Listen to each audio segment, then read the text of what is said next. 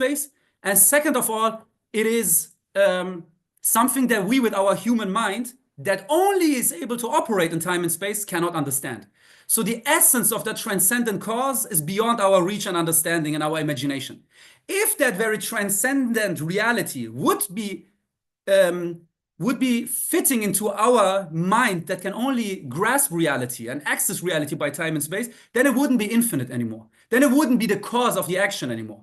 So we as human beings, we tend to call that transcendent first cause, we tend to call that God, without knowing its essence. Yeah. So when we say God, we have a clear defining aspect as a feature given to that transcendent cause.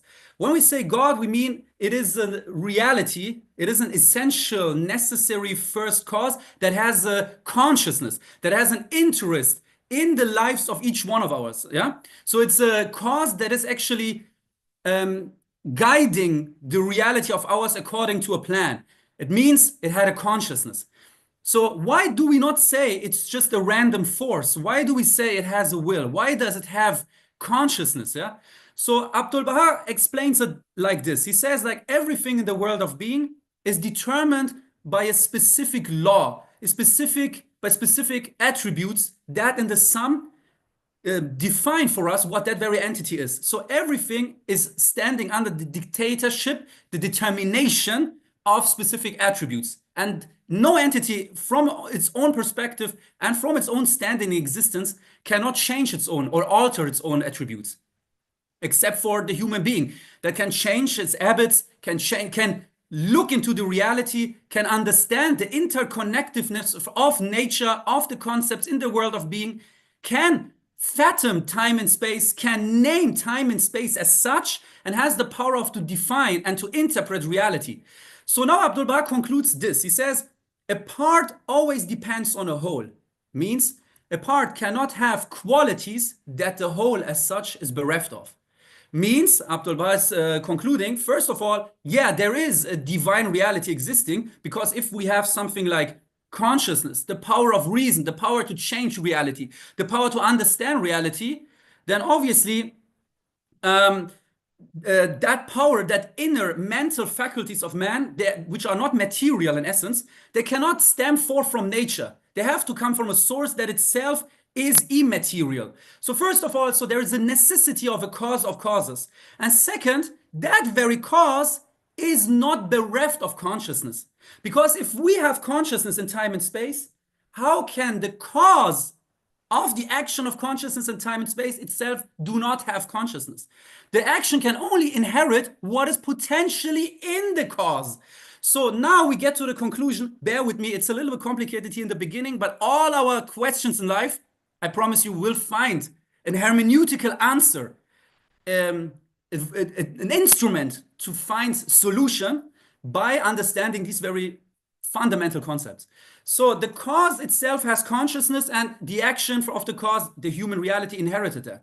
So now, if there is a transcendent reality that is beyond time and space, and our reality is bound to time and space, how is it that our consciousness is connected to that very consciousness of that transcendent reality? And why does it matter for the question of happiness? Because if we speak about happiness, there are like infinite ways and approaches to define happiness, but all of them are ideologically bound, perspective bound, are just a relative aspect of that very objective topic of happiness. In order to really get close to the defining aspect of happiness, we have to realize, if there was a creator of the world of time and space, if there was a purposeful creative act put into time and space, then the only way to attain happiness is by the action, which is the human reality, to strive for coherence of his will with the will of the architect of the universe. So happiness ultimately can only mean to understand why the architect of this reality created this reality. No other answer is an everlasting answer to solve that very knot, that very problem of happiness contra unhappiness. Yeah. So the real answer has to be found in this framework of thinking. If there is an architect of the universe, if there is a creative action in the universe that was guided by a purpose, then the only way to understand true happiness lies in bringing our consciousness in harmony with the consciousness of the Creator, to make our understanding of reality sound with what the idea of creation by the Creator was. So how do these two dimensions get connected with each other? This is where we actually need something like an mediator. Philosophical term is a nexus. Yeah, something that is connecting the infinite, means the world of the transcendent, and the world of the finite, like the world of immanence, the world of time and space. So the connection of that has to be partly from the world of the infinite, and has to be partly part of the world of conditions, in order for being able to connect these two very realities. Now, what is important here to keep in mind is that basically that very interconnective aspect, that nexus, which we in the Baha'i terminology call manifestations of that transcendent first cause, this very reality itself is for us the expression of the consciousness, of the will of the infinite reality in the world of finite. So now what is the meaning of religion? Bringing that as yet another variable into the equation. So religion in itself is basically the expression, is the translation, the transcription of a consciousness from the transcendent realm that is otherwise for us inaccessible. It is the language of the consciousness of the transcendent reality into terminology, words, capacities of the world of immanence. So religion in that sense, as Baha'u'llah concludes, is actually not the goal itself.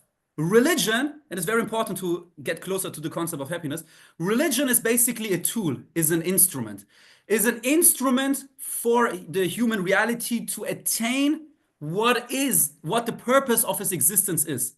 So religion itself, again, emphasizing, is an instrument, is a tool. The aim and the goal and purpose of creation lies in something else. Religion is a way to attain that level of our purpose.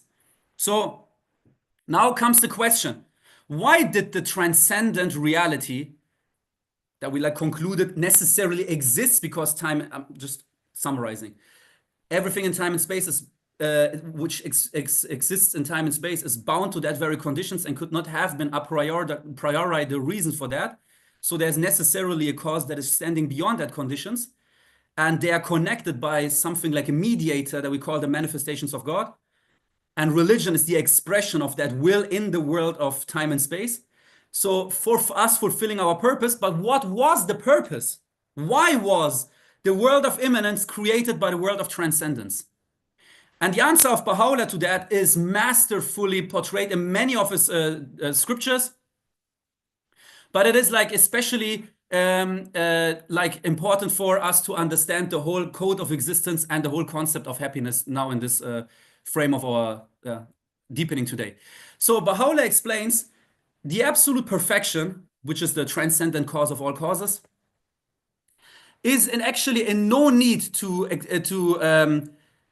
create the world of immanence, to create the imperfection, except of unconditionality.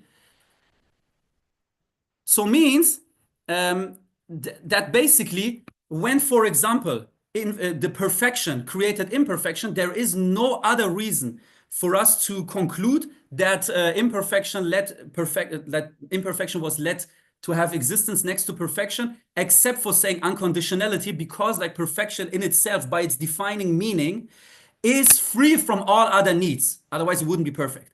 So perfection created imperfection out of that an unconditional state, and that is called, in the language of mysticism, love. That's what we call in philosophy unconditionality is love. So perfection creates imperfection out of love, and this point here that we want to conclude is very important, and I really ask all the friends to turn into living ears to really get a feeling for this very concept. Yeah. So perfection created imperfection out of love, and this love is the reason for our creation, but not the purpose. So why did he create out of love? Since Aristotle, we know reason, purpose, different concepts. So the reason was love, but for what aim and for what goal? for, this is what Baha'u'llah says, for imperfection to strive to become like what it understands of perfection. So what we as human beings understand under the concept of perfection is actually, or what we speak of the divine when we try to name its perfections, is not what God or the transcendent cause really is, because that is beyond our understanding. It is, in the end, the potential of us as human beings. In this regard, Baha'u'llah, in one of his tablets, which was classified by Shori Effendi as the first tablet in the Gleanings, when he translated it, he says in one very, very crucial paragraph the following: far, far from thy glory be what mortal man can affirm of thee, or attribute unto thee, or the praise with which he can glorify thee. Whatever duty thou hast prescribed unto thy servants of extolling to the utmost thy majesty and glory, is but a token of thy grace unto them, that they may be enabled to ascend unto the station conferred upon their own inmost being, the station of the knowledge of their own selves. So Baha'u'llah clearly reveals here that whatever we say about God is not really God, because as we concluded, the transcendent reality is beyond our imagination in the world of finite. So what we all conclude about God is your innermost potential as a human being. And reaching this or actualizing that potential is the answer of Baha'u'llah and all the divine scriptures of the past on the question of what is the purpose of creation. So now we will explore that a little bit more. But for now, keep that in mind. We will just in a few minutes go deeper into this, yeah?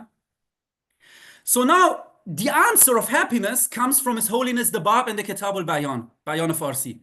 There His Holiness the Bab is explaining this about happiness. Friends, this is very, very, very crucial what the Bab is unfolding there.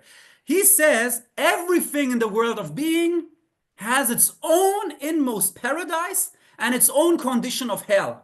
Now, at that time, people understood hell and paradise obviously as locations. He very easily concludes if the divine is free from time and space, then there is no, there's obviously no measure of location being called hell and something else limited being called paradise. So obviously these are all images, yeah? So these are arbitrary signs for getting an idea of a metaphysical concept. And the Bab then explains what is that metaphysical concept behind paradise and hell. The interpretation of these concepts in itself revolutionary, but now shockingly interesting what he concludes when he says like everything has its own inmost paradise and hell. So basically paradise, he says, exists for everything in the teleological order of existence. A stone, a mineral realm has its own paradise. It is fulfilling its potential to become a gem or a jewel. The seed in the plant realm, it's unfolding its potential to become a tree and to give forth fruits is the actualization of a hidden capacity. This is the paradise of the plant. And so he concludes about different things in the reality of existence. He also speaks about a mirror. A mirror is only fulfilling its purpose by reflecting the light and showing forth what can be reflected in it. If it's like misused for something else, if we step on it or something else, it is bereft of its existential functionality. The same about a cup. When a cup is used by somebody who's thirsty, it has to be washed and put back into the cupboard, because otherwise the glass is bereft of its state of paradise, which lies in serving the needs of the thirsty one. So everything has a paradise, and the paradise is the fulfilling its functionality in existence, fulfilling its reason for existence. And now the Bab concludes and comes to the human reality. And I think this is very different than usually when we speak about happiness. It's completely different. The angle is completely different, the perspective. He says happiness is when the human reality fulfills the purpose for which it was created. And he says there that we were created for finding union with the divine perfection. And we only realize that, we only actualize our potential for union with the divine perfection. Now, this is the interesting thing. How is that even possible? And this is yet again revolutionary, by serving the welfare of other entities in existence.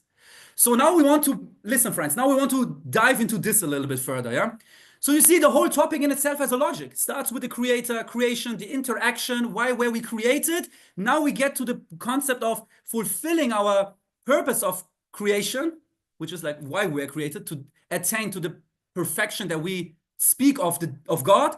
That very perfection is only attainable by a life of service. And now it's also where Abdul Baha becomes our absolute example by the title of himself even, yeah? So you see, we only know the divine by names and attributes that we project on him, that we refer to him. That names and attributes in the sum are perfection. So only attributes in the sum are making up perfection, and the lack of attributes, that concept, that's just a concept that does not exist. For example, obviously the divine is always at qualities that are attainable, accessible. The lack of a specific quality, which would be something that is evil and so on, doesn't exist in itself. So we can't even say perfection is in a dialectic with some other imperfect qualities, or what about this and that? Like wherever is a lack of qualities, that itself is nothingness. So basically the divine in the sum of its qualities is perfection. Now the only way for us to become perfect, yeah, relatively, is by mirroring forth that qualities that we refer to the divine. And that very qualities are only possible to be reflected in our deeds and actions if two conditions are met. First of all, we have to have a consciousness set towards perfection. And second of all, it has to be carried forth by purity of motives. And these two things are crucial in Baha'u'llah's ethics. The most important thing about his whole ethics is this. First of all, the first paragraph in Kitab Ardas, why no good deed is acceptable without the direction of perfection, without having consciousness of perfection.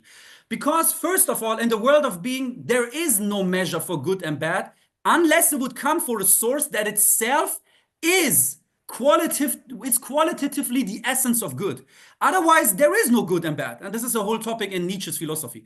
So only with the idea of a creator or a source of qualities as immaterial concepts, we can speak of a concept of good.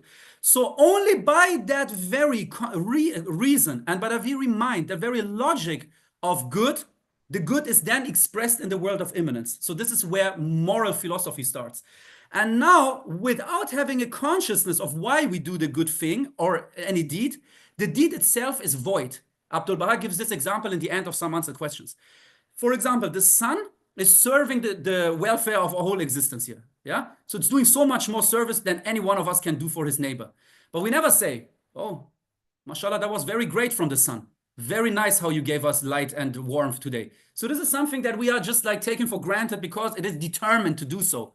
So the human deed is very much less valuable than what the sun is offering and sustaining the whole solar system with, unless it is done with a full consciousness of why we are doing it. So first of all, the path to perfection only goes through being directed towards perfection. Second, then, the path to perfection, or Baha'u'llah says, is not a path where the individual can do a solo and competing with others in doing more service, doing better service than the other, speaking about religion and thinking that this is something we are doing a battle of opinions and we have to win that or something, have to conquer the other with our opinions and arguments. This is not going through that. It has to be carried by purity of motives. Purity of motives is what actually Baha'u'llah calls also in his writings many times truthfulness, sadarat in Arabic. Yeah. So this truthfulness is as the foundation of all human virtues. The quote finds its meaning here. It means it's not just honesty. Truthfulness in the ethics of Baha'u'llah is for you to do what you do for the sake of for ulterior motive, for a higher purpose, for something that is free of personal, individual pursuits and wantings. So it's the purity of motives that is here, that becomes here a very crucial aspect in Baha'u'llah's ethics.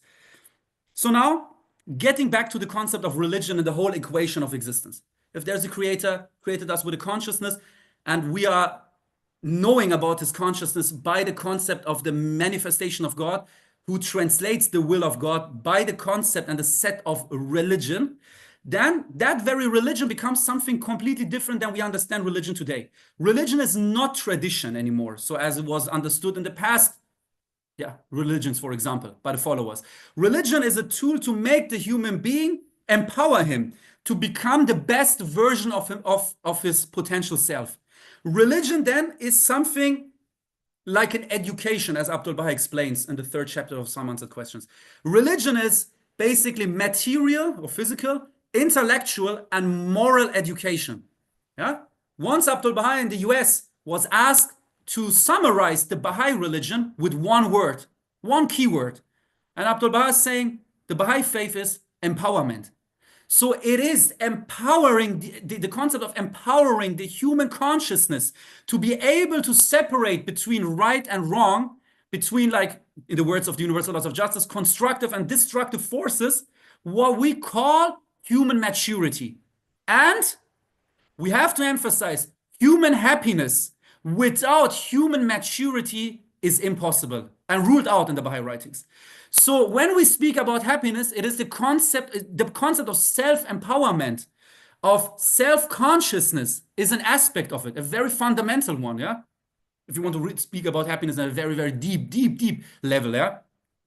So next to all of that, now we have to understand the following concept also, which is like just loosely related to our topic today, but just to have that in mind before we move on. So when we heard today that basically there is a transcendent cause of time and space, our reality is limited to time and space, and there is an intermediary. So now we get also to the idea why the Baha'i writings speak emphatically of the concept of unity of religions. Yeah. So for us in reality, that very intermediate force is not different forces saying in different times, different revelators appear in the form of Jesus, the Prophet Muhammad, the Bab, Baha'u'llah. They're all one common reality by one logical conclusion. If the transcendent reality is beyond time and space, it is obviously not 100, but it's also not one, as we always emphatically say in interpreting Tawhidullah, like the unity of God. God is just one. God in the literal sense is not one, but not causing any misunderstanding for the friends, we have to understand this. Numbers, quantity, everything that is in amount only exists in time and space. The divine, which is like the transcendent cause, which is the reason for the world of geometrics and the world of time and space and everything and quantity and diversity, that cause itself is not bound to numbers. It is not one, it is not 100, it is an absolute reality. We as human beings in a world of diversity say something is one to testify it is absolute, because diversity is a hint to relativity. So the divine is an absolute reality. It is not one, it is not 10. It is beyond numbers. So numbers only exist for the human logic. So now, if that very reality is an absolute force, then the intermediate part of that is also absolute. Means there is no real difference between Baha'u'llah, Muhammad, and Jesus. In their reality, which is partly part from the transcendent sphere, they are all one absolute entity and one absolute reality. In their form, how they appear in the world of time and space, which knows a linear flow of time and knows alteration, knows tomorrow, knows the next week, knows the next year, and next decade, the next age. In that very framework of time and space, they are different. They appear in different form, and that is the human reality of them. So that very nexus has two stations. One earthly reality, one divine or infinite reality. So in that sense, for us, all that very religions are in the end one reality, and it's very important for the last conclusion that we will like come to in the end of our deepening. So now, having understood all of that as well, we get to the now to the concept back of a service, because like service to mankind is obviously something. It's obviously an attitude through which, as we said, the human reality is fulfilling its purpose in the world of being. It was created to attain perfection. For that very perfection, he in every age needs a new divine guidance. That new divine guidance is actually always the same eternal divine guidance. And that is the way for the human reality to fulfill its purpose on earth. It is to strive to attain perfection. And that was only possible, as we heard, by the concept of service. Now, diving a little bit more into this, all we heard right now was actually just an introduction to this topic. So basically, beloved friends, so we have to keep now in mind what, in that regard, for example, Shor Effendi is explaining. He says, the more we look for ourselves, because like the question here is happiness, yeah, you have to know yourself and so on, be aware of yourself and all of that. So now Shor Effendi is answering that by saying, the more we look for ourselves, the less likely we will find ourselves. The more we look for the divine reality, for God, by serving the welfare of others, the more we will be acquainted with our own true selves. So the reality here has to be mentioned and emphasized, that we only fulfill our purpose in reality, which is turning towards perfection, by being the reason. Now, this is very important, friends. By being the reason for other people's perfection. We only fulfill our purpose if we are the reason for other people to fulfill their purpose. We only reach fulfillment by being the reason for other people's fulfillment. So in that regard, listen, we are like trying to open up different layers of happiness. Yet another one, before we get deeper to the core of that, is actually you are only getting true happiness by being the reason of other people's happiness. So this is again and again repetitively confirmed in the Baha'i writings. It goes as far as Shor Effendi to say about depression. By the way, we have to like differentiate the clinical depression from that mood that we call depression. Yeah, obviously, these are two different things. For something like an obvious illness, like a physical illness, we have to be treated by physicians, obviously, as Baha'u'llah says in Kitab Aqdas. But when we're speaking about like this, the other aspect, layer of depression, Shor Effendi is answering like this. He says, somebody in that state of being disconnected and disintegrated with his own true reality, not feeling energized to do anything and or like to be of in any kind of capacity to do like the most easiest things, that person cannot be like in any way like empowered if it's not by making him feel like he is empowering others. In order for somebody to stand on his feet again, he has to do that for someone, for others who need to stand on their feet. So that means what you are not able to do for yourself because of self-hatred or disintegration with yourself, traumas and so on, keeping you in a loop of time from the past and so on, like that is not to be solved by trying to make that very person stand on his own again. It only works, as Shor Effendi says, by giving that person the feeling he is of use for others. He is somebody who is able to do something for which others profit from. So Abdul Baha says that in this regard. You know the quote where he says, I'm paraphrasing, where he says, if you are so wounded, so sad that not even prayer is helping you, then arise and do something for someone who's burdened with more troubles than you. So this is actually the same concept Shor Effendi says. Goes again. It's about the concept of empowerment, yet again. So basically, beloved friends, now if we take this into consideration, service in itself is the way to perfection, because service is like you mirror forth qualities that you refer to the very essence of perfection, as I said. And in that regard, His Holiness the Bab had interpreted a verse from the Islam Ahadith many times in his writings, which says, servitude embraces manifold secrets, but the innermost secret, the throne of that service is divinity. Yeah. So in that regard, the only way for us to become what we are meant to be is by being the means for other people's growth. Yeah. This is what Shor Effendi calls the greatest secret in the mystery of life. Yeah. To understand this, to get a feeling for that. And that obviously requires an attitude of absolute pure motives. Yeah. This is not something, perfection is not something, or the pleasure of God is not something that can be forced upon us. Paragraph 36 in the Kitab Aqdas is testifying to that, where Baha'u'llah says as an example, many sit in the last row, but in their heart they want to be seen as the people who are sitting in the back. Some people might wash all the feet on earth, praise God on every stone, like not keep any stone or dust out of as a witness of their worship and adoration of God, but still their deeds may not be accepted if not the pleasure of God is as a fragrance to be like wafted over their deeds. And so this is only possible if the motives are pure. The motives have to be free from any expectation of reward. Yeah. So in that regard, Baha'u'llah, for example, says in one of his very mystical poems, Sarias Rebe Bara is that tablet. He says, like at the time of Baghdad when it was revealed, for whoever, listen, this is amazing. This one is very amazing. Baha'u'llah says, whoever is searching the reward of his good deeds may find paradise. Whoever is searching God doesn't need paradise. What does it mean? It means whoever is just doing good deeds because he wants a reward, yeah, let him find paradise.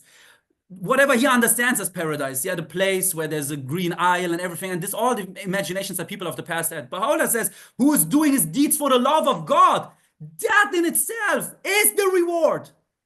The Bab says in one of his tablets about breezes of confirmation. By the way, breezes of confirmation concept comes from the Bayan. The Bab is saying about prayer, saying this: if you are praying, it is not for confirmation. The act of you standing in the presence of God and saying, oh God, oh my beloved, that in itself is confirmation. Because if he wouldn't want, he wouldn't give you even the power to remember him at that very day. The power of that you received in order to even make mention of your beloved is in itself, for the true lover, the essence of confirmation already. He doesn't pray for things. He prays like that he might be aware till the end of his life of the omnipresence of his beloved. So you see, the whole mystical concept here about like happiness and so on is a complete different one than we like mainstreamly like might have heard. Yeah. So basically we come to conclusions until now. Before we continue, happiness so means, according to the Bab, is that concept of everything has its own paradise. You are created for a purpose, and when you are not living according to that purpose for which you are created, you are bereft of your capacities, and that void is what we call unhappiness, or not being able to master life with all the small or big things that come with it. Yeah. So it is that very fulfillment of a purpose, which is striving for perfection, that is only possible through a life of service, which has to be carried on by, or has to be inspirited by, infused by pure motives and a sincere interest in the welfare of others.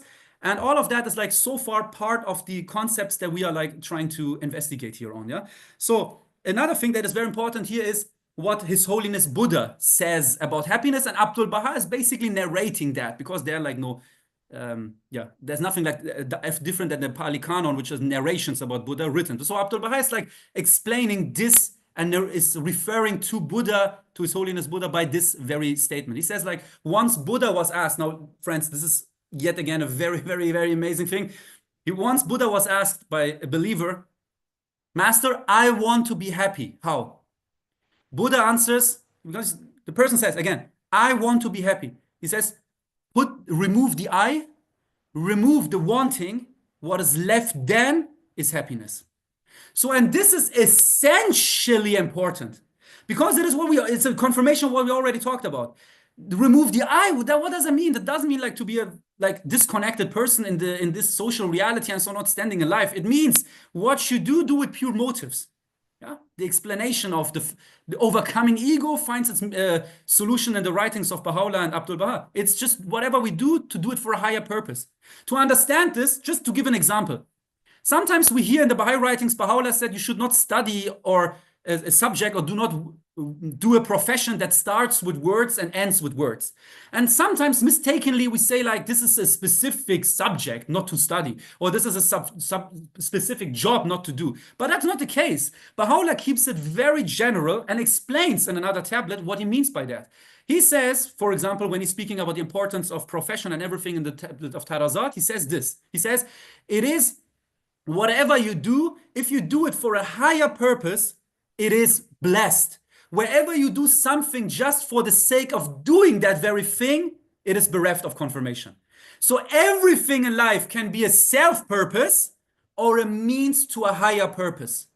Happiness comes from wherever we do things for a higher purpose. And we ourselves have felt in numerous times in life that things that we thought will give us fulfillment was in the end a disastrous experience, because it was maybe not done for the sake of fulfilling a higher purpose. It was a self-purpose, yeah? So this is a very important concept. Whatever is meant to fulfill a higher purpose, whatever it is, bringing joy into the hearts of others, being the cause of unity for others, being an inspiration for others, it's the same with gaining knowledge. When knowledge is received, which is very important, Baha'u'llah praises like education and knowledge and all that. But if knowledge is self-purpose and not in inspiration for others, if it's just for the title and the degree, it was wasted time. If it is for being the reason for others being inspired, for being somebody who can guide others, then obviously that very concept of knowledge becomes something blessed and sacred.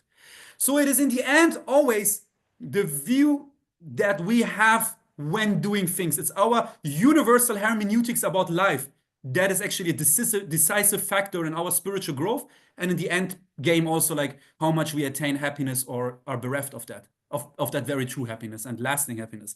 So another concept here that that we have to unravel together is actually that very concept when Buddha says remove that wanting.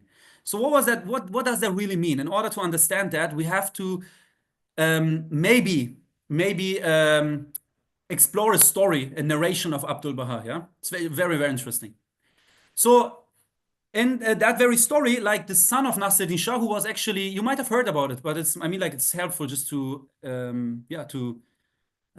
somehow cover some of the things that we already heard. So the son of Nasruddin Shah, when he was also in Europe, when Abdul Baha was during his travel to the West, that son of Nasruddin Shah was a very ferocious enemy of the faith. He was also the reason that, for example, very renowned, honorable Baha'i believers were martyred in Iran. For example, the king of martyrs and the beloved of martyrs, yani Mirza Muhammad Hussein and Mirza Muhammad Hassan from Isfahan and so on. And other upheavals against the Baha'is were coordinated or somehow sanctioned by him. So when he sees the master, it's very interesting. Like the interaction of the master with that very former enemy of the faith in itself is actually very amazing, because he asked like Abdul Baha for forgiveness, and he's also saying like he wasn't having a part in it. It was all the fault of his father and so on. And Abdul Baha just hugging him and telling him it's all from the past and it's all forgiven, and forgotten. So it's showing, first of all, the mercy and generosity of the master and his compassion. But beyond that, there's a very interesting narration. That very person dares to ask Abdul Baha, because he sees like Abdul Baha, wherever he is, people are crowding him. Not just the Persian people, also like French people, Englishmen, they're like all crowding him. They want to be close to him. And he says like, how is it even possible that Abdul Baha, with that very simple garment from the Orient and everything, is like such a center of attraction for everybody, but he, as the son of Nasruddin Shah and from Iran and all his wealth and nobility and everything, and yeah, he's like more or less ignored, yeah, in public. So he asked Abdul Baha, how is it that wherever you go, people are attracted to you? How? Now, the answer that Abdul Baha gives is one of that fundamental teachings or lessons for our whole human life, yeah? So Abdul Baha says to the son of Nasruddin Shah, and I don't want to stretch that now too much. He says, I will like give you a compromise version of that. Abdul Baha says to the son of Nasruddin Shah, Excellence, let me give you your answer with a story, by an anecdote. And Abdul Baha says, there was one day a person who was very poor and lamented about his life, was very, very, very much tested by life and destiny because he had nothing. So basically that person is like lamenting a lot, until another wise man comes across and he asks that poor man, what is going on with you? Why are you crying so much? And he says, isn't it obvious? I have nothing. Look at me, I have nothing. Obviously, I'm sad. So the wise man says, okay, just theoretically, if I would have turned you into a governor of this region, would you be happy and joyful? This person says then, yeah, I mean, like if I would have be turned into a governor, why wouldn't I, with a little bit more effort, strive for better chances and opportunities and so on, and a little bit luck? Why shouldn't I make it to Vizier, like to the minister of the realm? So the wise man asks him, and if I turn you into a minister, would you be happy and content? And he says, if I'm minister, why shouldn't I like make it to kingship if I have a little bit more luck, being clever and smart, the right moment, the opportunity? Why shouldn't I become king? And then the wise man asks him, and if you are king, are you then happy and joyful? And he says, if I'm turned into a king, why shouldn't I, with my military forces and a good trained army and all my resources, why shouldn't I conquer all the world and nations and everything and become king of the world?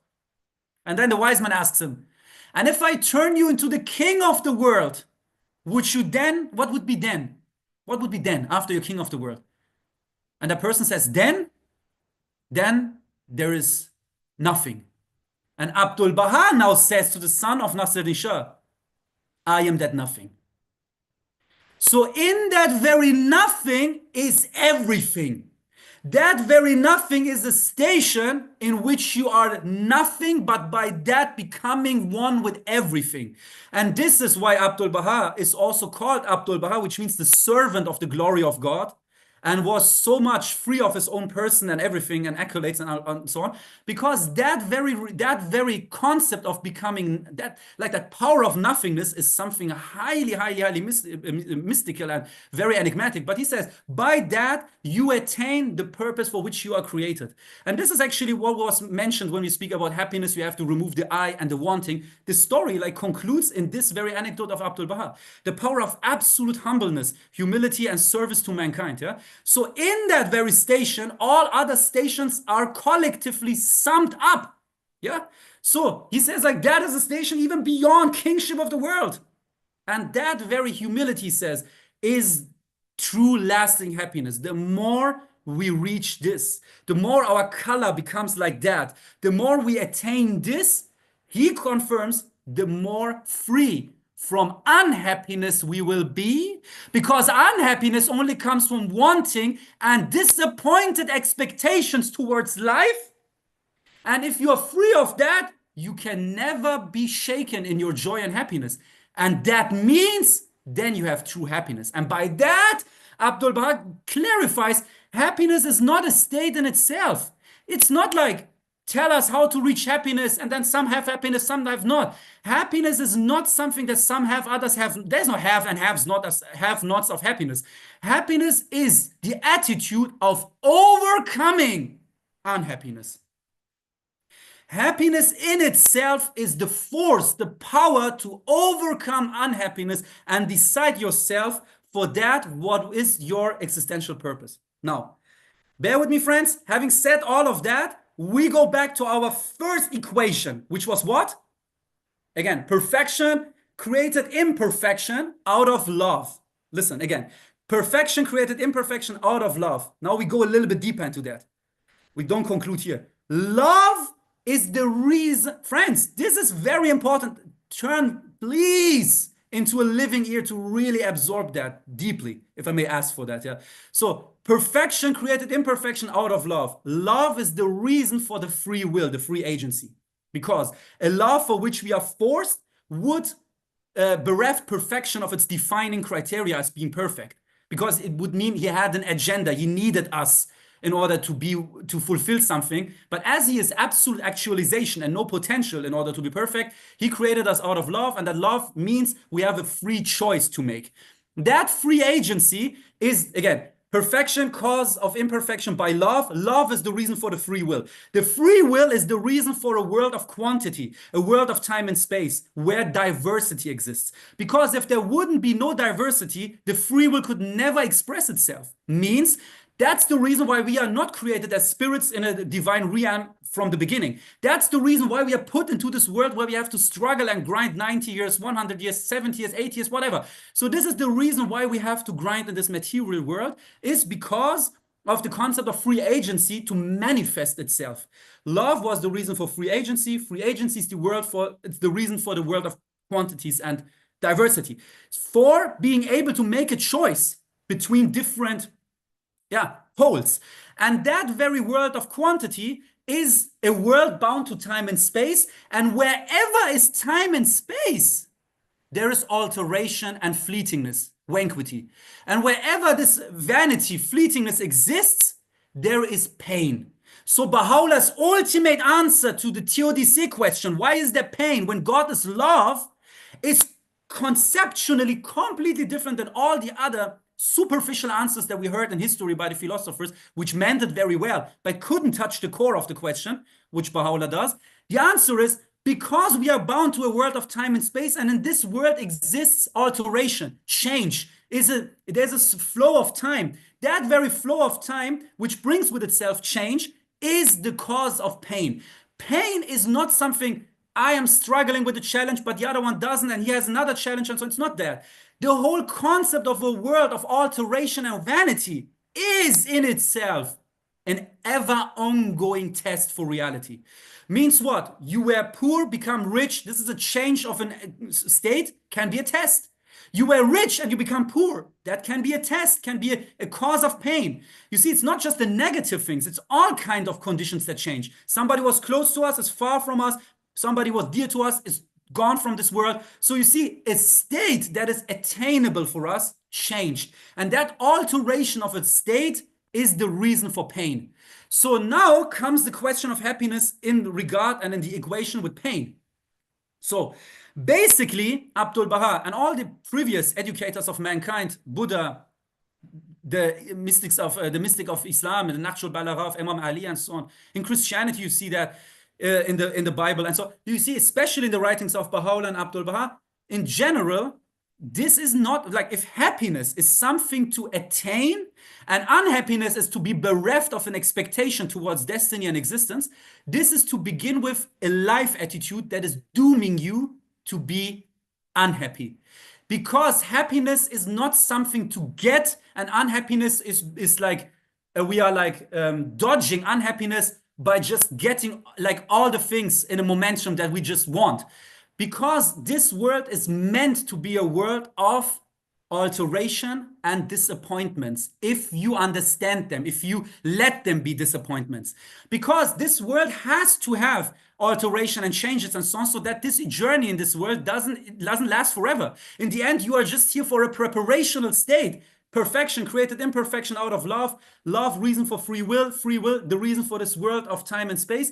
So now this is just for you to decide every moment of your life yourself for or against perfection. That is the meaning of life in the Baha'i writings. And there it is where pain is necessary as a variable in that very equation. So pain in the sense of alteration and so on, vanity. So it is you deciding every moment of your life yourself for the love of God or for the perfection of God, for your striving, for yourself strive for greatness and excellence or not.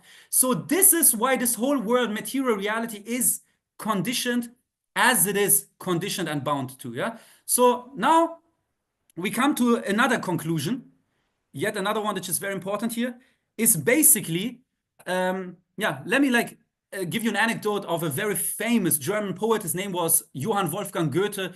Goethe was not just a poet, was a very, very wise man. And he was asked once, did you have, it is just like to support all we said and to emphasize what we just heard from Abdul Baha and Baha'u'llah, yeah, about pain and happiness. Goethe was asked, did you have a happy life?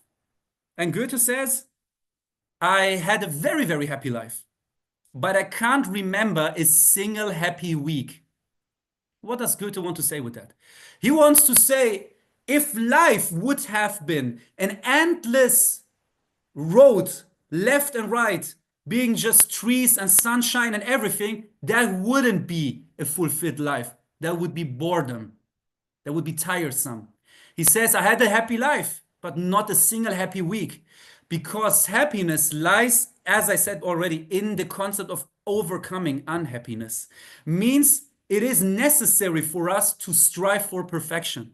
If there is no challenge, obviously, you all know that, looking into the Baha'i writings about tests, tribulation, challenges. If there wouldn't be no tests, there would be never a chance for the human reality to go beyond its own potential limits. Or to say differently, it would be impossible for us to actualize potentialities. So obviously, in that regard, it has a very, very, very, fixed meaning as a variable in the equation of existence. So now, Goethe's explanation is also like a warning, or that what Abdul Baha said before about the nothingness. It's a warning to the youth of today not to see life as something where we are just like adding gifts every day into something like a container of having a happy life.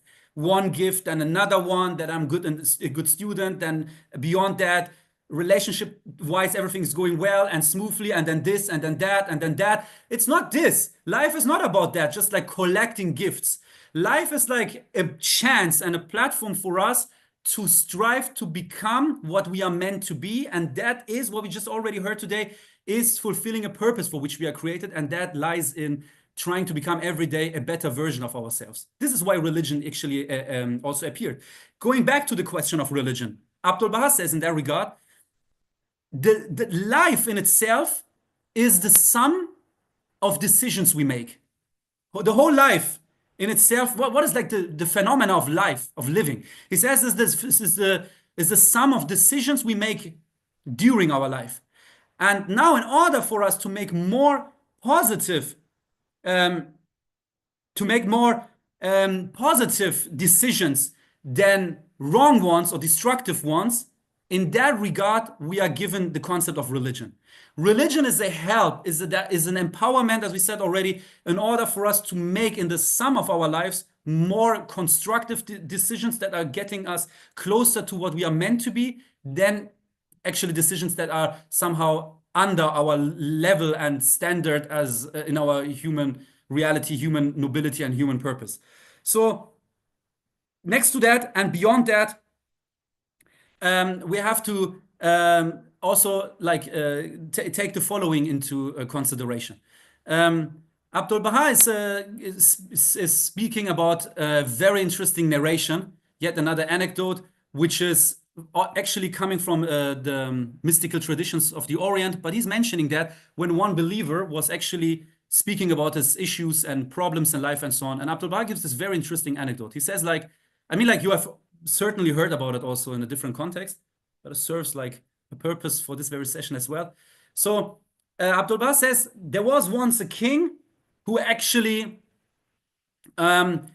like wanted to have for his for the anniversary of his intronition, for his like celebrating his monarchy, for an anniversary, he wanted to have a ring from which he heard from his childhood. Yeah, in his childhood, he was always told that there is a ring which has magical powers, and the magical powers are that this ring can turn the happy people in sad and the sad people happy. Yeah, so he was like for a long time having that story in his mind, and when that anniversary was close at hand, he asked his minister to reach out in the realm with a specific number of his troops in order to find that very ring. So the minister is searching for that ring, and he can't, like, for weeks and months, he can't find that and everything. And now they like downtrodden, actually trying to return back to the kingdom in order to be there on time for the anniversary of the king. And like before the borders of that very capital, there is like something like a bazaar. Somebody's selling necklaces, bracelets, and so on, rings, earrings. And the minister's just by chance asking him, "Did you ever hear about a ring that has magical powers and can turn the happy people sad and make the sad people happy?" And the vendor says like, "Oh, today has to be your lucky day. Actually, I have that very ring." Yeah. So the minister is absolutely shocked, surprised, happy, and everything, and buys the ring and is like heading towards the capital in order to be there on time. So when he arrives, the celebration is going on, and the king is very, very, very, very happy. Delicious food is served, music, everything. People are showing so much love to the king and everything, center of attraction and attention and everything. And then the minister comes in. He signalizes to the king, "Mission completed. We have brought that very magical ring you always wanted to have." And then the king is like rushing to see that ring, to get it. He's opening like the box in which the ring was kept, and he looks at it, and immediately his whole mood is gone. So his happiness is gone completely, and he's going into his chamber, lying there on the bed, melancholically and so on, thinking a little bit.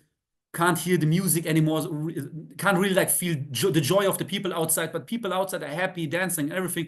But he's just like melancholically in his own thoughts. So after a while, he looks again. I'm making the story short now here. He's looking again at the ring, and then all his happiness returns, and he's like celebrating his anniversary and everything, and it's a great evening for him. So now comes the conclusion. What was written on that very ring? Abdul Baha is asking the believer who's speaking about his tribulations, trials, tests in life. Abdul Bahá is asking him, so what do you think was written on that very ring that had the power to make the sad people happy and the happy people sad? And then Abdul Bahá says, on that very ring was engraved, and that too shall pass. So means not the good days, not the bad days, which are in the end just bound to our very interpretation as a human being. These very days, none of them is lasting, and all of them have a rightful spot in the overall construct of our life, in the overall journey of life. Both aspects have their justification. Both are needed for us to become what we are meant to be. This is why Baha'u'llah in the Seven Valleys, in the Valley of Knowledge, for example, is giving the example where he says, like, if the wayfarer could see the end in the beginning, he would never like be ungrateful to God, ungrateful towards destiny, unthankful or unhappy or so on. So it is just our temporal view on reality that makes us like unhappy, and that is because we do not live in this condition and state that happiness is a decision we have to make every day anew, and it's not something some of us have and some of us have not. And the ones who lose their joy and happiness because they lost stuff in life, that is because happiness for them so far was a state of living that was comfortable. But the true happiness comes from a state of mind that is actually thankful for, like Baha'u'llah says it in a prayer, that the true lover would speak to the beloved, that he's not making a difference between the bitter and the sweet. So because both of it comes from the same source, and both of it has a justification for life, for us to become what we are. Now, in this regard, there was like one eternally important story in the Holy Scriptures that Baha'u'llah actually mentioned when the only tablet he ever revealed in the Garden of Rezwan, which is a tablet of patience. In a tablet of patience, Baha'u'llah is revealing like a work in which he like touches on manifold topics, but one topic is the concept of patience, and he speaks about the story, very well-known story of Job. Yeah, so Ayub, Job is actually, or Hiob in Hebrew, which was one of the prophets of Old Testament, and that this story is also mentioned in the New Testament, also in the Quran, and then in the Baha'i writings as well. And the story of this is actually very, very tremendously dramatic. It is like, you know, obviously the story, it is that actually the devil, symbolically like now speaking, is like doing a bet with God and saying to him that even one of your most faithful lovers or followers, believers, would turn his back towards you when I take stuff in life away from him. And God says, like, also, even if that happens to some of the creatures, not to him. Yeah, to Hiob, like to Job, this is impossible to happen. Yeah, so now the devil is like taking a lot of stuff away from him, like his prosperity. He was a shepherd, his sheep are dying and everything. He loses like a lot of wealth. He loses like his children. He's like himself physically gets sick. His wife passes away, and all of that. He's like very in a miserable condition. And now the moral of the story is that actually the devil is asking Job and saying to him that if he would reject God, he could give him all that back again. And the answer of Job that Baha'u'llah is emphasizing in that very tablet of patience as the criteria for a true believer, and also mentioning this is a feature of the person who attains true happiness, is that Job answered, God gave it to me and God can take it from me. Who am I to ask God for anything if that all was mercy to begin with? Did I deserve that? To be created, to know him, to ask for things in life and so on, and now to say, but this was very unfair of you. Give it back to me. I deserve this. So obviously, he says the true lover wouldn't speak about mercy in that tone. Mercy means it was given to you, although you don't deserve it. And this is what Baha'u'llah says is the attitude of a person deciding every day himself for happiness and against unhappiness. It is not states that we reach or do not reach. It is a decision that every human being anew has to do with every day in life. Yeah? Tests are generally there because it's a world of vanity and fleetingness and everything we just said. But the decisions for happiness against unhappiness, this is actually what is like letting us grow, march forth on our spiritual path towards perfection. And it's actually, the true definition or the defining aspect of a spiritualized mindset. Yeah. So now, having said all of that, and now we are reaching the final phase of today's presentation and talk that we had together, this deepening.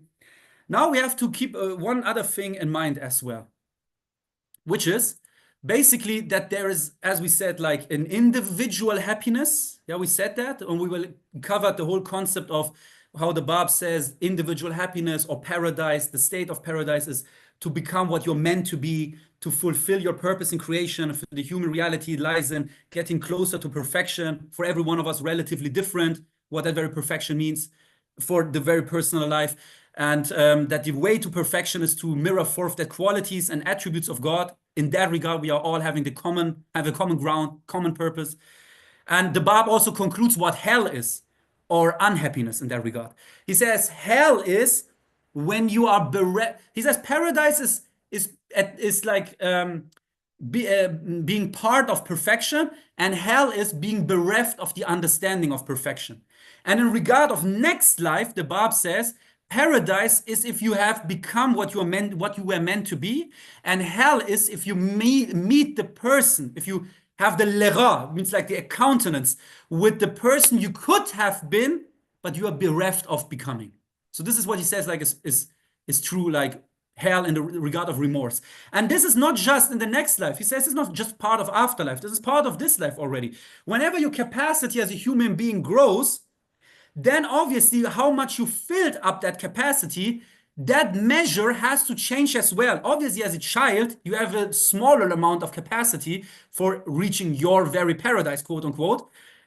So you're filling that with that very possibilities that your state of life is giving you. But when that capacity grows because your capabilities as a human being grow, then you have to fill in that again. Wherever this is not filled again, this is why the Bab says we feel void in life. And we know that especially in a very modern time era where people try to fill in that void with material pleasures, yeah? So you see, or inventing new things and measurements, standards, trends to fill that. That very void, the Bab says, is an existential void. It is because the capacity became larger, but how much you filled was maybe from the time when you were junior youth, a young person. In your 20s, 30s, you didn't keep on filling that very capacity, which is an ongoing process and not an awakening, which is just once. So the path of spirituality, the path to excellence is an ongoing, continuous journey, which is very interesting. So this is where Abdul Baha also to Lua Getzinger says to take a lot of pressure away from the believers. He narrates it where Lua Getzinger is like in tears and everything, and she wants to become like a different creation. She wants to be different. She doesn't want to lose that very feeling she had in the presence of Abdul Baha. This is where Abdul Baha is taking her hand very gently and saying like kam kam, ruz beruz, which means slowly, slowly, or gradually, day by day. Yeah. So this is but the reality is it is an ongoing process. It doesn't end with an testifying to any kind of truth. It is something that has ongoingly, continuously expressed itself in a life that is shaped by the design of reaching perfection by the instrument of service. Yeah. So having said all of that, we spoke about that very individual happiness. That is what Aristotle once called way back in the ages. He called that eudaimonia. The Greek word for eudaimonia is actually if you fulfill that for which you were created. That was actually basically all we talked about when we mentioned the examples of Abdul Baha and the Bab from their writings. And now this was individual happiness. There is also another part of happiness, which is the collective aspect. Because every human reality has a purpose.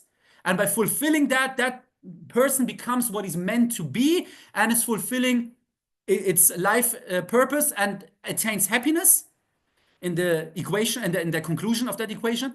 But there's also a collective purpose for mankind. Once every human being has a purpose in life, once mankind as one human body has a purpose in life. That purpose in life is obviously the unity of mankind and the establishment of peace. Yeah. But in order to reach that, the individuals with their very purpose in life have to see their very purpose in life in serving the welfare of the collective. So the collective purpose is unity, and the individuals putting their purpose in life into the shadow and the light, or setting it into the light of serving the collective welfare, are fulfilling their own purpose and make the collective purpose to happen. So in that regard, Shor Effendi was asked, what is the purpose in life of a Baha'i? Now, listen, it's very interesting because Shor Effendi gives a little bit the different answer than His Holiness Baha'u'llah. Baha'u'llah was asked what is the purpose and life of a Baha'i, and he says, obviously, to recognize God and, yeah, to get closer to the divine reality. So when Shor Effendi was asked, he says something else, which is not contradictory, God forbid, to what Baha'u'llah says. It's an explanation of what Baha'u'llah meant. Baha'u'llah says purpose in life is getting close to God. Shor Effendi says the purpose in life of a Baha'i is to serve the principle of unity of mankind. And by that, you attain the other.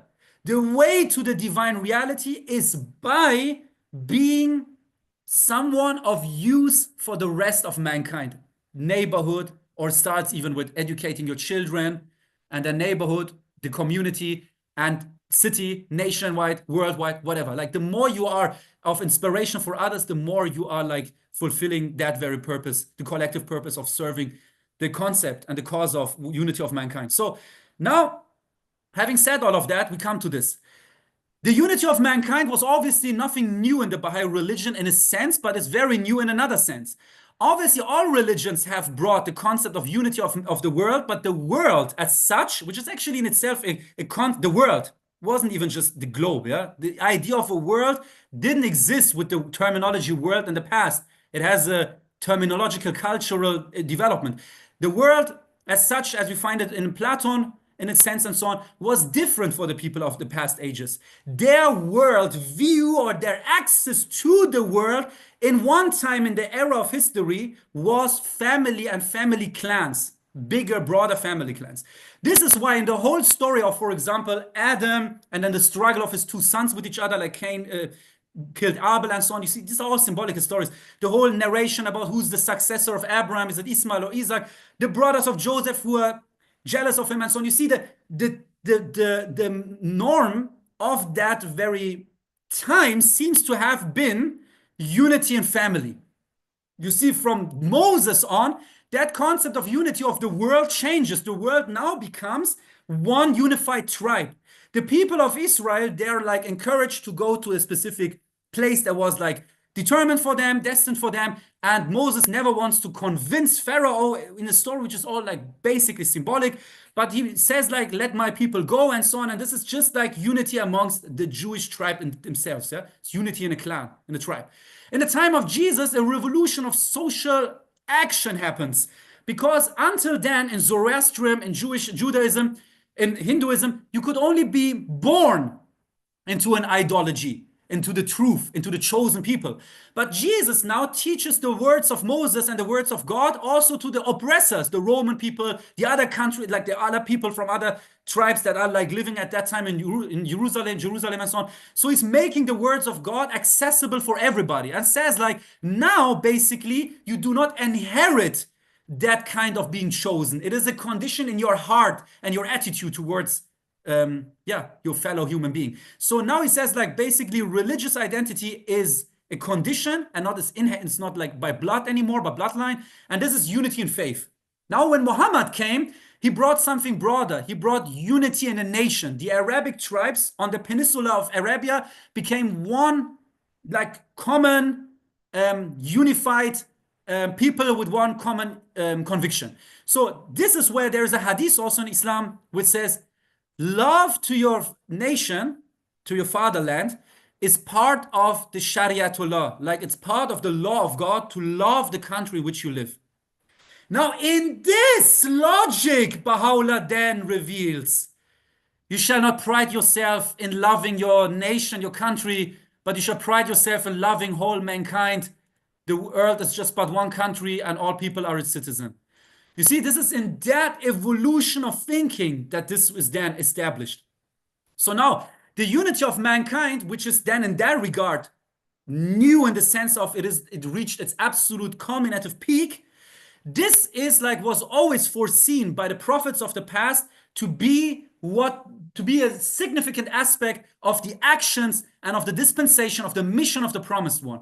The promised one, he would be the greatest revelator in regard of his dispensation, mission, everything, because in spirit they're all the same.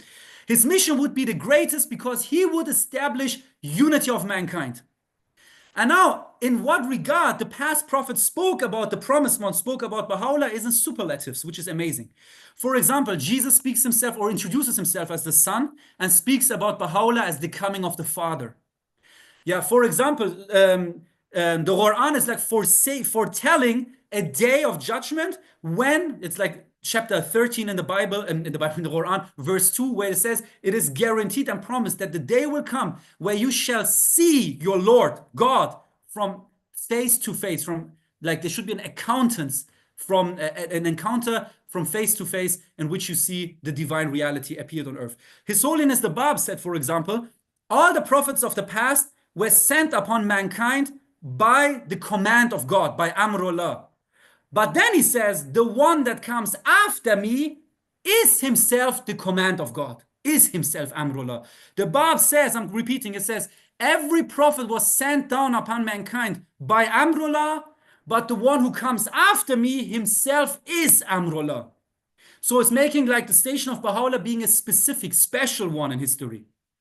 Now, having said all of that, having heard everything we just talked about happiness, and it was in the end just an introduction into this enigmatic topic today, we have to understand the following. There is a very, very interesting thing from a narration from Imam Ja'far al-Sadiq, which is the sixth Imam of Islam, basically from the bloodline of the Prophet Muhammad and one of his successors. And Baha'u'llah is narrating that story in the Kitab-e-Iran, yeah? There, Imam Ja'far al-Sadiq, friends, this is like our final, it's like final parts, bits of that very presentation. So I just really hope we really feel that concept deeply. Imam Ja'far al-Sadiq was called by a believer. That believer was like lamenting towards him, saying, Master, yeah, Lord, I'm so unhappy because I have nothing. I'm so poor. I'm a very poor soul. I have nothing and I don't know what to do. And then Imam Ja'far al-Sadiq is replying to him, telling him, is it not that you have our love? Yeah, that you are like that I love you and that you have the love for like all the successors of the Prophet Muhammad was upon you and so on. Don't you have our love? And that person says, of course. Yeah. And then Imam Ja'far al-Sadiq is asking him, for how much would you be willing to sell this love, to trade this love? And then the believer says, for nothing. And if they would have given me the universe into my right hand, I would ever change my love for you or your well pleasure with me for anything. And then Imam Ja'far al-Sadiq concludes and says very easily, says somebody with such a prosperity cannot be called poor. Somebody who has something in with him and in him which is greater than the whole universe in regard of wealth, how can that soul be called poor? Yeah. So now Baha'u'llah is like narrating that story. And we come to this conclusion by Abdul Baha. Then he says, basically, this is the day of joy and happiness. And he says, although in this life we are tribulated, inflicted with pain and all of that, which we must be very naive to really think this life isn't a very painful journey. Yeah? But he says this is the era of joy and happiness because the promised one that all religions of the past emphatically prophesied is coming.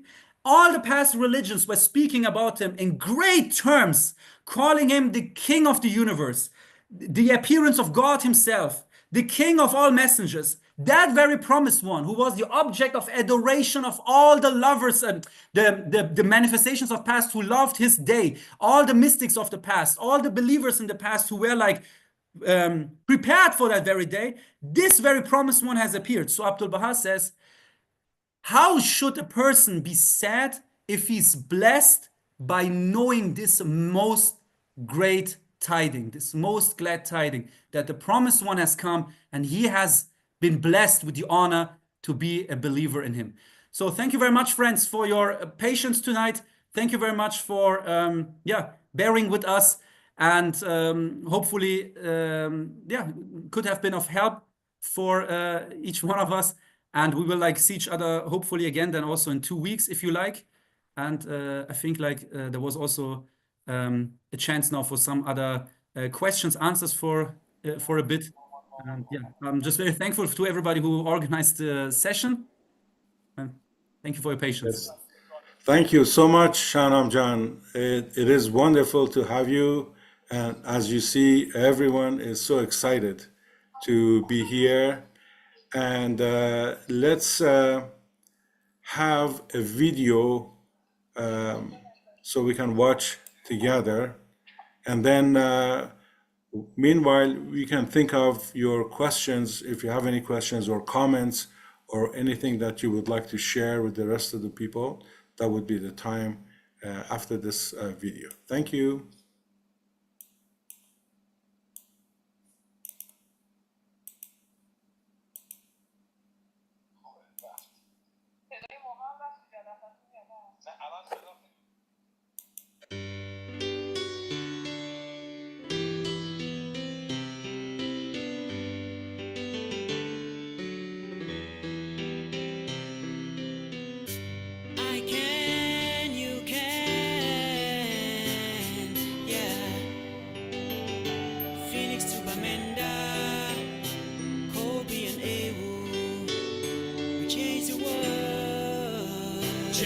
Yo, I woke up this morning with a dream to change the world. Just wanna bring a smile to every boy and every girl. Can't do it by myself, I'm my own and all alone. The world needs changing now, so let's all get in the zone. Every woman, every man, come and join me, lend a hand. It's time to step it up and lead our children to the promised land. The golden age of unity, of freedom and equality. Peace on earth is possible, just need a new mentality. Open up your heart and open up your mind. Open up your spirit and guess what you will find. Instead of us versus them, always focused on the enemy. You'll see that your enemy is just like you and me. The world is one country and mankind is citizens. Time to come together, y'all, all 7 billion. Turn war into peace, turn hate into love. Turn your frown into a smile, go give somebody a hug. I can, you can. We can change the world. I can, you can. We can change the world. I can, you can. We can change the world. I can, you can. We can change the world. Open up your hearts and mind and face reality. 'Cause there is some good within you, called peace and harmony. Look inside yourself. So see me as your brother. See me as your brother. Or your sister. I'll move your mountain and you move my mountain. Was a journey of 1,000 miles, biggest with a step. Yeah. Africa no says one hand can tie a boat. Let's unite and see the world change from good to best. And put a smile on the face of mankind as we say, I can and you can. We can change the world. I can, you can. We can change the world. I can, you can. We can change the world. I can, you can. We can change the world. So do unto others as you'd have done to you. 'Cause change in the world starts with the golden rule. We gotta celebrate diversity and show love universally. 'Cause everyone on earth is part of one community. Black, white, red, tan, rich, poor, woman, man, atheist, Christian, Muslim, Jew, Baha'i, Buddhist, Sikh, or Hindu. What if you were judged for the language that you spoke? What kind of feelings do you think it would evoke to people down because of your race or face religious persecution? Time to rid the world of prejudice and start a revolution. Talking no more hunger and no more pain, no more violence and no more slaves, no more hatred and no more greed, no more homeless or broken families, no more pollution, no more disease, no more corruption, no more poverty, no more discrimination. Kids need an education, gotta give hope to the up and coming generation. Look towards the future and forget about our sins. Take a moment to reflect, 'cause the power is within. Sing it, Awu. I can, you can. We can change the world. I can, you can. We can change the world. I can, you can. We can change the world. I can, you can. We can change the world. Every black man and every white man, we're connected as one. One people, y'all. Yeah. So take my hand. Everybody now. I'll take your hand. Come together, y'all. The dream will come true. Yeah. We can all make a change. Make a change. One people, one world. Yeah, la, la, yeah, la, la,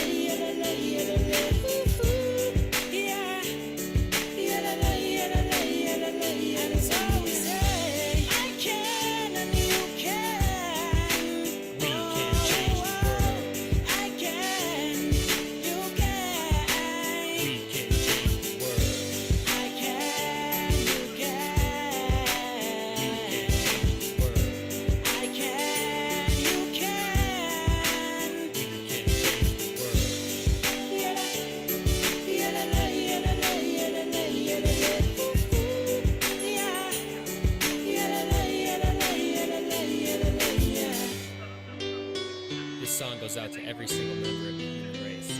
Each action you take has an impact on the rest of humanity. So make your life about something positive and do some good to make a change. The world needs you.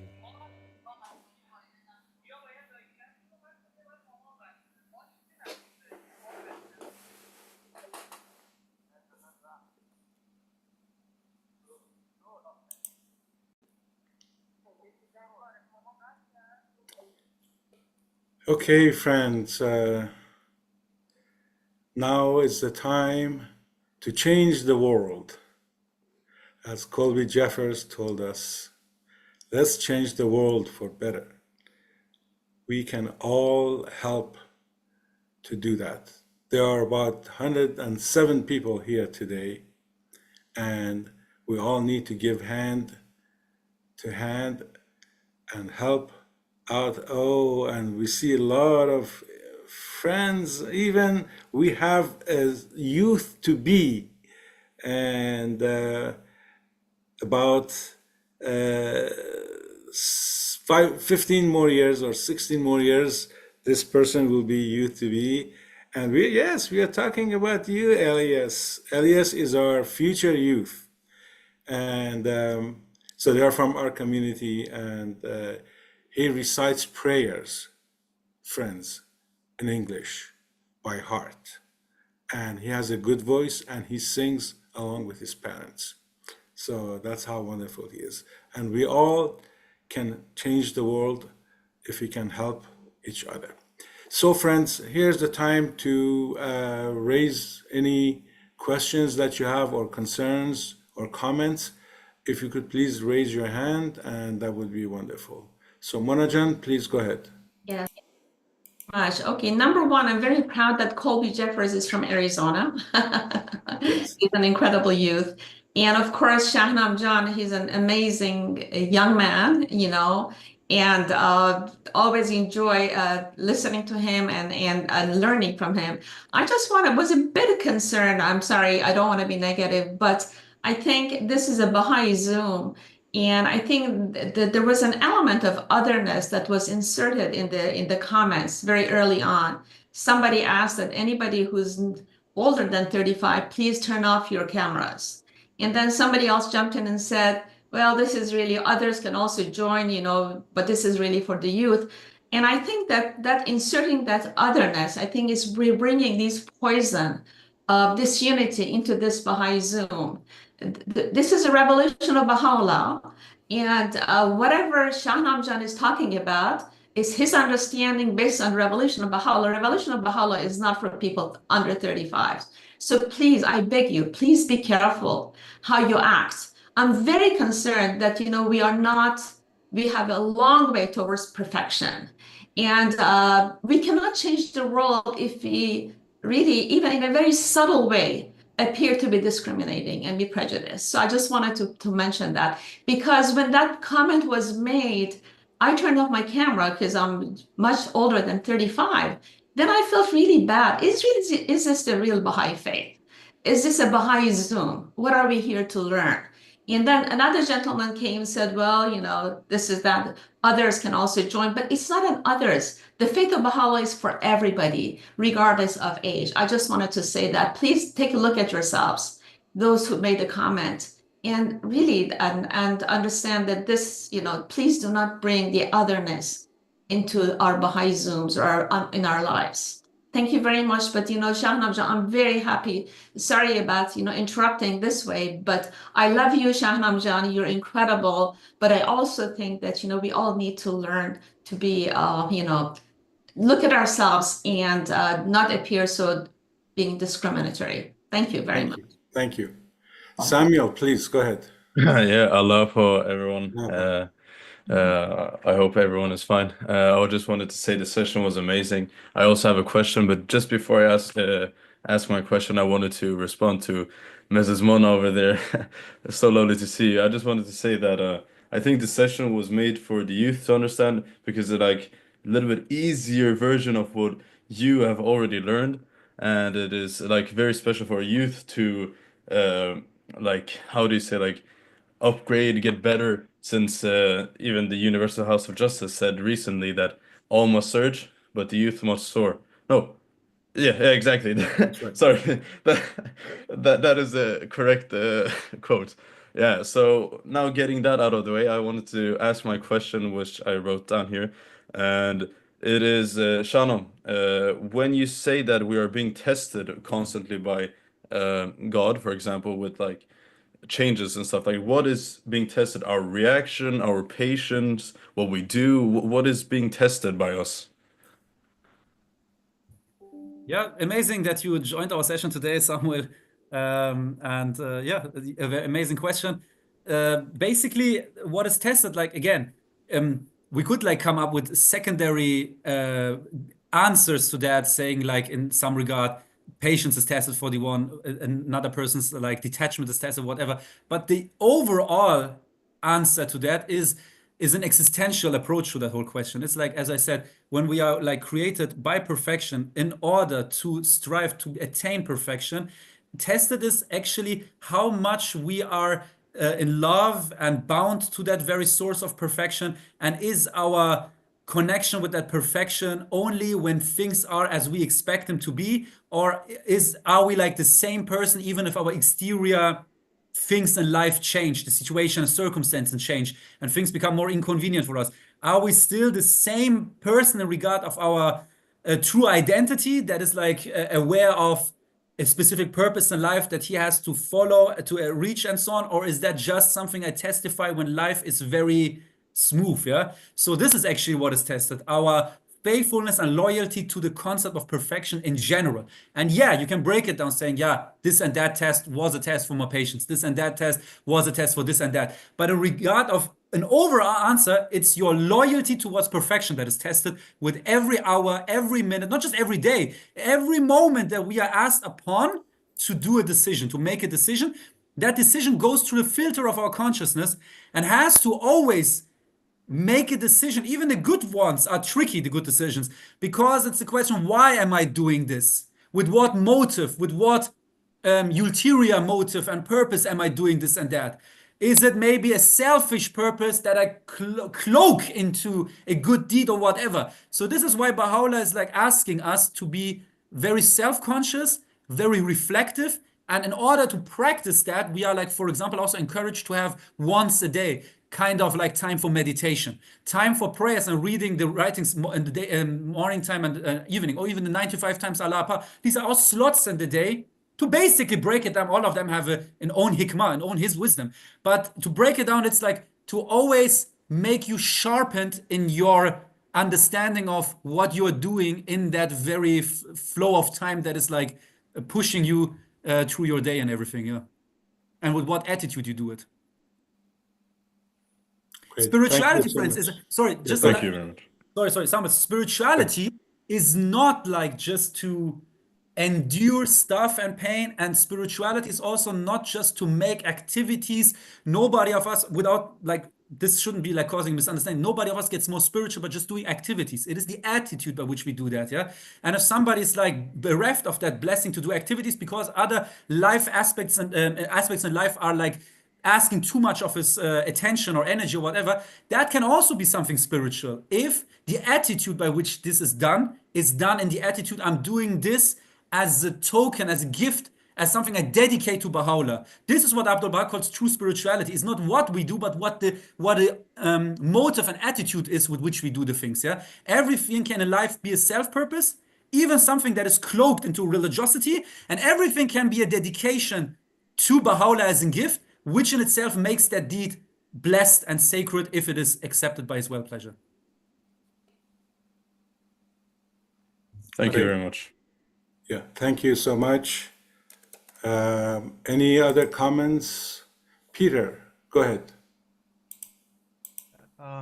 First of all, thank you for the Zoom session. It was a very great topic that was discussed, and I think, yeah, happiness is not something that we should aim for. It's essentially given through deeds of selfless service, as mentioned, and we wouldn't even be able to reach a happiness if that's what we're constantly aiming for. It's like the absence of happiness that we truly, really feel joy and are able to identify what that is. My question was a little different. I was just wondering because Shahnam, you had mentioned that all the prophets are in essence one. I was just wondering, due to the fact that some of the past religions, like for instance, Islam has brought some disunity around the world and has been a cause, or I guess the believers of the faith have done some discomforting acts around the world worldwide. Would that be something that is the religion that is at fault for that inspiration, or is it like a thing where it's kind of its time is expired and it's no longer manifesting itself in a fruitful way? Because my question is basically to know, and I've kind of had a hard time understanding how maybe like Baha'u'llah, for instance, is equal to Muhammad, where one is like mostly joy and unity for the most part, and the other came at a time where you had to fight and a lot of self-defense, fight, and things of that nature was promoted more. Yeah, thank you very much for your question, dearest Peter. I mean, like, this is a big question because it's like linked to a philosophical issue, which is in the writings of His Holiness the Bab very much to be found, like the unity of the manifestations of God, the concept of the absoluteness of that nexus that we talked about, and so on. To make that very briefly, like basically that very interconnective source that is like connecting the world of transcendence and the world of immanence, that very absolute force has two, as we said, dimensions of reality. The Bab calls it uluhiyat and ubudiyat, which is like divinity and servitude. The reality of the servitude is what is appearing in what shape the manifestations appearing in the world of immanence. The divine reality of them is like their reality, which is from the world of transcendence, to which we have no access at all. Yeah. So in that regard of their divinity, all manifestations of God, as I said, logically are the same absolute nexus, and making your differentiations would be illogical after everything also we heard about, like proving the necessity of a primal cause, saying that primal cause is beyond time and space. Obviously, that expression of the transcendence, which we call the nexus, the manifestation of God, the point, the logos, which is a Christian terminology, also in philosophy to be found. They are like basically in that regard, they're all one. In their level of how they appear in the world of immanence, they obviously differ, and there's also no trade-off between like the greatness of the dispensations. Obviously, Baha'u'llah's revelation is the greatest of all time, and saying something else than that would be absolutely wrong and beyond logic, because like obviously all manifestations, as said before, were giving hints to the greatness of the promised one. This is a traditional argument, because the past religions were in superlatives glorifying the coming of the promised one. The logical reason for this is this: because like obviously time and space, in time and space, there's alteration, and the flow of time is always linear into one direction. Obviously, the capacity of mankind grows, changes, expands, and that's why the teachings of Baha'u'llah for today, which is like a turning point in human history, is much broader, greater for mankind's needs, circumstances. Although they're in absolute harmony with the teachings of the past, they are revealed for circumstances and of today, and obviously they are much broader, much greater. And in order to understand that, now this kind of argument which is heard from two perspectives, to round that up, in the writings of his Bab, he explains this. He says like all revelations of the past, also Baha'u'llah explains that. He says like all revelators are having the divine and the level of servitude in them. They have both that levels of reality. But all the manifestations of the past until now revealed themselves on the level of servitude. This is why Christ is speaking of sonship, being the Son of God, delegating the fathership to a future appearance. This is why Muhammad is the messenger of God and says the appearance of God is for the future. This is like they revealed their station of servitude, and we're hiding the station of divinity because of lack of understanding of mankind. Baha'u'llah is the first manifestation of God that delegated the level of servitude of the manifestation to his believers, and is revealing now himself the level of divinity of that very nexus, of that very primal will, of that very point of eternity, of that very concept of intermediary, that mediator state that has two levels, as I said. He is the first manifestation revealing that level of divinity and delegating servitude to his believers. This is why, Peter, we call Abdul Baha the example of the believers, but the past religions call Muhammad and Jesus the example of the believers. We would not say Baha'u'llah is the example of the believers, it's beyond that. So this is because the level of servitude, which is defined by its functionality, is now giving to human beings. and the level of divinity of that mediator appeared at that day. And this is why you call, with Eider Rezvan and everything, we call that the day of God. That this is the prophetic era is ended. Muhammad was the seal of the prophets. This is the day of God. This all very short and briefly. This is a topic we have to speak about 7 hours and longer. But this is actually in essence, and it's just, this is because the level of the divinity of mediator showed itself. Servitude was delegated to mankind because of the maturity of this world now, maturity of the age now. And yeah, there is a fundamental difference then in that regard of the titles that are giving to the manifestation, to the believers, all of that, summing that up. There's a tremendous difference between the revelations. But to the other thing you said, just for one sentence, because I don't want to talk about this one very question now too long, if in case other people also might have questions. But you said like the peace aspect contra the war and so wars of the past. We have to be careful not to do something which is called in philosophy reductionism, which means we are comparing errors with measures, which means we cannot reconstruct Islam like in today's era and judge it by a moral standard of today and the scientific advancement that we have. We have, in order to judge Islam, have to reconstruct it from its own era for which it claimed to be guidance for mankind. The problem, you're right, that problem comes up when a Muslim is saying this is finality of religion. Then yeah, you have to timeless, everlasting, have to compare it to moral measures of any era, and you see then there's somehow it's difficult to find a breach to balance that out. Yeah. But so if you reconstruct it for its own time and understand that this was one guidance in a specific frame of time, then you see was an obvious advancement to the circumstances of history. For elaborating on that, I would have also need a little bit more time because it's a huge topic. But just to say it very shortly, also like, for example, in Christianity, it's the same, Judaism, every religion, every idea, also science has to be reconstructed from its own time and to see what it contributed to mankind's development. It would be also unfair to judge science of the past, where they had another worldview, with the science and scientific approaches that we have today. So obviously we are seeing everything as one step, as one contributing factor to this advancement of mankind, and as such has to be respected. The problem only occurs and arises, as you truthfully said, when the religion has a claim of finality, then it becomes problematic. But if we see it in a historical frame and context, you see Islam was a contribution for mankind in a specific era. For this, it is respected, and that's it. Now we are in a new chapter in the divine plan, which is like with Baha'u'llah, and in 1,000 years, obviously, or at least 1,000 years, will come a new manifestation, and so on and so on. So far to that, yeah.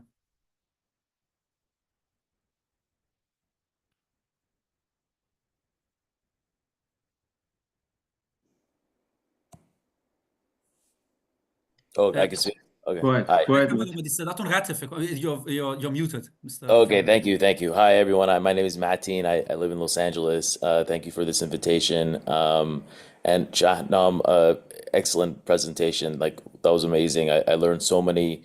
I feel like I teach the faith even to non-Baha'is, but I also feel like I teach the faith to the Baha'is as well. And these stories really have a great impact to learning about the faith and sort of enhancing your attitude, as you mentioned. And so, I just wanted to say thank you. And then I had one question, and it's a interesting question about happiness, and I wrote it down. Let me say it's two parts, but if it's too long, just focus on the first part. Is it possible to achieve true happiness and not the basic kind that many, not the day-to-day happiness that people feel? This true happiness, which is like, in my mind, true joy. Is it possible to achieve this? Can this be achieved only through Baha'i writings? Or if we want to look at it more generally, can it be achieved without the divine world? Can we achieve this without guidance with the divine world? Many people think that they achieve happiness or some degree of it just by meditation and under the other standards.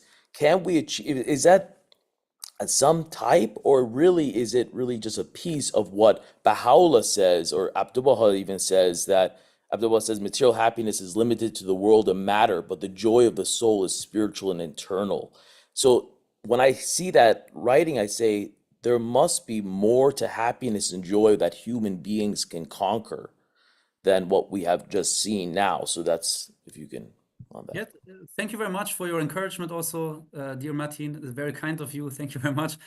And the question is also a very great one. I mean, like the answer to that is also actually part of your own explanations and so on. But just to like sum that up again from what we also heard today. Yeah, first of all, we have to understand the different levels of happiness. So when we are speaking about happiness, we seem to all speak about the same thing, but in a deeper sense, sometimes not, because like there are layers to happiness, and for happiness to really become that what it is as a quality. You know, like when speaking about compassion and wisdom, sovereignty, all of that. This is not material stuff. This is a quality, an attribute, and that very attribute has different layers to it depending on our understanding of that very attribute, and that means how much we are able to also have attained that very attribute and quality in mirroring forth in our own life. So now there are different layers to that, and obviously there are levels of happiness for every human being in the world and so on. But in the most truthful sense of the wording, happiness would be absolutely attained under certain conditions, and the most important condition is to know why I was created. Like the whole idea of happiness, there's like different, even comparing fleeting happiness to eternal happiness, even that kind of eternal happiness has different layers and different levels for different people. The true happiness is actually when you really truly understand why you were created, and understanding that is actually in itself the answer to happiness. So now people could say, yeah, this is just by testifying to a specific faith, you understand why you were created, what your mission. It just doesn't end there. Also, like fulfilling the purpose, for example, recognizing God by the manifestation of that very age. So if that was part of your questions, yeah, obviously it has to be the mediator for that very age. If that happens, it doesn't mean you are free of that very decision-making process every day, choosing happiness against unhappiness and conquering unhappiness with the attitude of happiness. Then this is what Baha'u'llah explains as the twin duties. First of all is the recognition, and it goes hand in hand with the action, according to the laws or whatever, but it's the action aspect is here important. So the one thing is turning towards perfection, the other is striving to become like perfection, a like of perfection. So turning yourself into the image of perfection. And that is a lifelong process, and that is in the most truthful sense of definition, the meaning of happiness. Other aspects of that, I'm not denying that other people can also, with other aspects in life and hobbies, passions that they have and other things, a community, friends around them, family, and all of that, that they are bereft of the feeling of happiness. Yeah, that's not what we're saying. But the most truthful essence of happiness was the whole matter today when we started to speak about it only makes sense, and it's not an illusion if there's a creator within consciousness and having created the world of being with a plan. If that's not the case, happiness in itself is just an illusion. This doesn't bother us to talk about it. But if there is a higher purpose in living and creation, then we have to unlock happiness from that lower levels of happiness or defining aspects of happiness, and have to obviously look into the essential parts of it. And this is if we are aware why we are created, and if we strive to fulfill the reason for which we are created. I mentioned also some examples of the Bab where he spoke about, like, for example, paradise is a condition that everything has, and hell as well. And he mentions the cup that was made to answer the call of the thirsty person and so on. And if it was used for drinking, then it has to be washed again and put into the cupboard to be ready to be used again and so on. So this in itself would be a happiness, the Bab says, for the atoms that constitute the reality of that cup, because it was created for that purpose. The Bab makes it emphatically clear we cannot speak about happiness without speaking about the functionality of our reality. These two things go hand in hand. The mistake of today's very mainstream aspect of happiness and so on, and misusing social media for just like glorifying the individuality and so on over a specific extent, beyond a specific extent, is because like we are desperately looking for answers for happiness in the world that is like obviously not giving us much reasons to be happy when we see all that misery and so on. And now we try to disconnect that from the question for which we are created and say, like, in the end, truth is relative. There is no absolute. Everybody can have his own truth and so on. So this is a desperate attempt to solve that very eternal question for happiness. And in the writings of the Bab, that eternal quest for happiness is only solved by having in mind why we are created. The functionality of the human reality is essential for solving the mystery of happiness in that regard. to the fullest meaning. Yeah.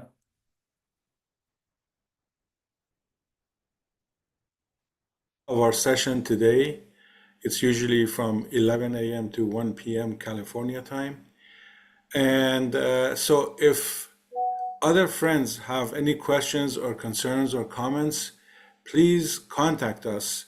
And also some friends have asked where they can find the recording of this session. And we posted two Telegram channels. One is Mystic Nightingale. You will see this in the chat. One is a Mystic Nightingale, and it's already an established channel, and there's about 1,500 people in there. So that's one of the places we will have the recording, the video recording of this. And also we have created a new channel, Telegram channel today, and it's called Saturday with Shahnam. So that's also listed. That's the second link that's there.